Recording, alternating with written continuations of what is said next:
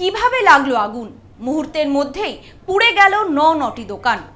দলমত নির্বিশেষে ক্ষতিগ্রস্ত ব্যবসায়ীদের পাশে থাকার আশ্বাস সকলেরই। বনগাঁ বাটার মোড়ে ভয়াবহ অগ্নিকাণ্ডের ঘটনার পর এখন একটাই প্রশ্ন ঘুরপাক খাচ্ছে এলাকা জুড়ে, কিভাবে লাগলো আগুন? এটাই যেন লাখ টাকার প্রশ্ন হয়ে দাঁড়িয়েছে। প্রসঙ্গত, শনিবার রাত ৩টের পর আচমকাই আগুন লেগে যায় বনগাঁ বাটার মোড় সংলগ্ন যশোহর রোডের পাশে থাকা ওই দোকানগুলিতে। মুহূর্তে দাউ দাউ করে জ্বলতে থাকে।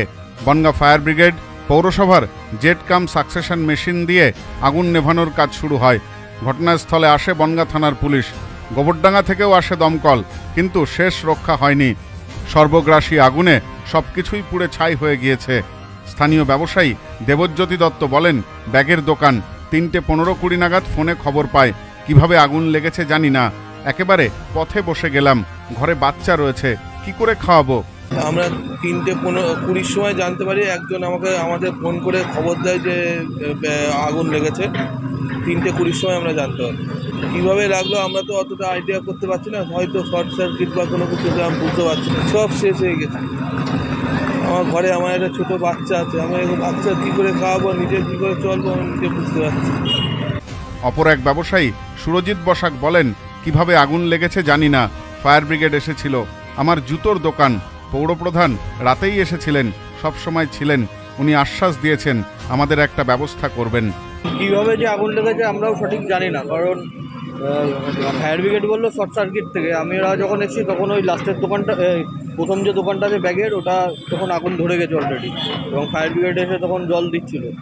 তারপরে তো ফায়ার ব্রিগেডও দুটো এসেছিলো, এই দুটো আসার পরে তারা জল দিতে দিতে এদিকেও আস্তে আস্তে সব কটাতেই ধরে যায়। ওই এখনই সেলের টাইম, পয়লা বৈশাখ, মালপত্র তোলা হচ্ছিলো, সব কিছুই গেল, সবার দোকানেই সব কিছু গেল।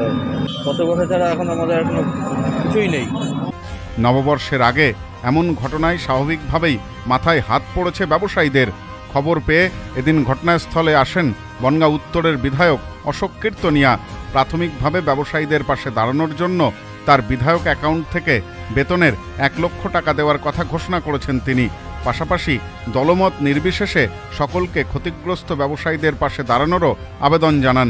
কালকে যে ঘটনাটা ঘটেছে সম্পূর্ণ একটা দুঃখজনক ঘটনা। বাঙালির সর্ববৃহৎ উৎসব হচ্ছে পয়লা বৈশাখ। সেই পয়লা বৈশাখের প্রাককালে যে ঘটনাটা ঘটলো, যে ব্যবসায়ীরা ছিল তারা সর্বশান্ত হয়ে গেল, এটা ভাষায় ব্যক্ত করা সম্ভব না। প্রতিষ্ঠান আছে একটা কেন্দ্রীয় ব্যবসায়ী সমিতি আর একটা চেম্বার অফ কমার্স, দুটো ব্যবসায়ী সংগঠনের কাছে আমার বিনীত নিবেদন, হাত জোড় করে অনুরোধ করছি, এই ব্যবসায়ীদের পিছনে আপনারা দাঁড়ান, তাদেরকে তাদের পরিবারের পাশে দাঁড়ান, মানবিকতার দিক থেকে আপনারা তাদের পাশে দাঁড়ান। তো আমি একজন ক্ষুদ্র ব্যবসায়ী, আমার ব্যক্তিগত তহবিল থেকে, অর্থাৎ আমার যে স্যালারি অ্যাকাউন্ট আছে, আমি যে বনগাঁ এমএলএ, আমি যে মাইনেটা পাই, আমি আমার স্যালারির অ্যাকাউন্ট থেকে এই ব্যবসায়ীদের তহবিলে যে সামগ্রিক যে জায়গাটা তৈরি হচ্ছে সেখানে আমি ১ লক্ষ টাকা দেবো। এই ৯টা যে ব্যবসায়ীরা আছে তাদের। বনগাঁ চেম্বার অব কমার্সের সভাপতি রবীন্দ্রনাথ সিংহ বলেন, গভীর রাতে আগুনে সব শেষ হয়ে গেছে। সমিতির তরফ থেকে আমরা তাদের পাশে থাকব। বিধায়ক ১ লক্ষ টাকা দিচ্ছেন, পৌরপ্রধানও কথা দিয়েছেন সমস্ত রকমভাবে সাহায্য করার। এখানে যে সমস্ত দোকানগুলো ছিল এরা সকলেই আমাদের চেম্বার অফ কমার্সের সদস্য। এখানে ৯টি দোকান ছিল। গভীর রাত্রে অগ্নিকাণ্ড হয়, এই অগ্নিকাণ্ডে সমস্ত দোকানগুলো ভস্মীভূত হয়ে যায়। এখন আমাদের প্রধান কাজ হচ্ছে এই সমস্ত ব্যবসায়ীদের পাশে দাঁড়ানো। আমরা আমাদের সমিতির তরফ থেকে আমরা সম্পূর্ণভাবে আমরা এদের পাশে দাঁড়াবো এবং সহযোগিতার হাত বাড়িয়ে দেবো। আমরা এমএলএর কাছে আবেদন করেছি, এমএলএ তিনি এখানে আমাদের আবেদনে সাড়া দিয়ে তিনার নিজস্ব ফান্ড থেকে নিজস্ব গাড়ির টাকা ১ লক্ষ টাকা ডোনেশন করবে আমাদের হাতে, তিনি সহযোগিতা হাত বাড়িয়ে দেবেন, এটা প্রতিশ্রুতি দিয়ে গেছেন। জানা গেছে, রাতে আগুন লাগার পর খবর পেয়ে ঘটনাস্থলে আসেন পৌরপ্রধান গোপাল শেঠ, ছিলেন স্থানীয় কাউন্সিলর অভিজিৎ কাপুরিয়া। দমকলের সাথে আগুন নেভানোর জন্য সমান তালে কাজ করেন পৌরসভার কর্মীরাও। সকালে ক্ষতিগ্রস্ত ব্যবসায়ীদের সাথে দেখা করতে আসেন বিজেপির বনগাঁ সাংগঠনিক জেলার সভাপতি দেবদাস মণ্ডল। তিনি বলেন, আমি মানবিক দিক দিয়ে পৌরপ্রধানের কাছে আবেদন করব ব্যবসায়ীদের পাশে থাকার জন্য, না হলে ব্যবসায়ীদের নিয়ে আমরা আন্দোলনে নামব। পরিবারগুলো সর্বশান্ত হয়ে গেল, পুনর্বাসনের দিতে হবে, কারণ এতগুলো পরিবার তার সাথে কর্মচারীগুলো আছে। আজকে সবাই একদম নববর্ষ আজ বাদে কাল, সেই প্রাক মুহূর্তে পুরো বশীভূত হয়ে গেছে এই জায়গাটা। আমি মানবিক দিক দিয়ে আমি চেয়ারম্যানকে অনুরোধ করব, আপনি এদের পাশে দাঁড়ান, এদের পুনর্বাসনের ব্যবস্থা করুন। আপনি যদি এদের পুনর্বাসনের ব্যবস্থা না করেন তাহলে কিন্তু ওই পৌরসভা ঘেরাও হবে এই ব্যবসায়ীগুলোকে নিয়ে গিয়ে। স্থানীয় সূত্রে জানা গেছে, গভীর রাতের আগুন নিয়ন্ত্রণে আনতে সকাল প্রায় 6টা বেজে যায়। আগুন ছড়িয়ে পড়ে আশেপাশের দোকানগুলিতেও আংশিক ক্ষতি হয়েছে।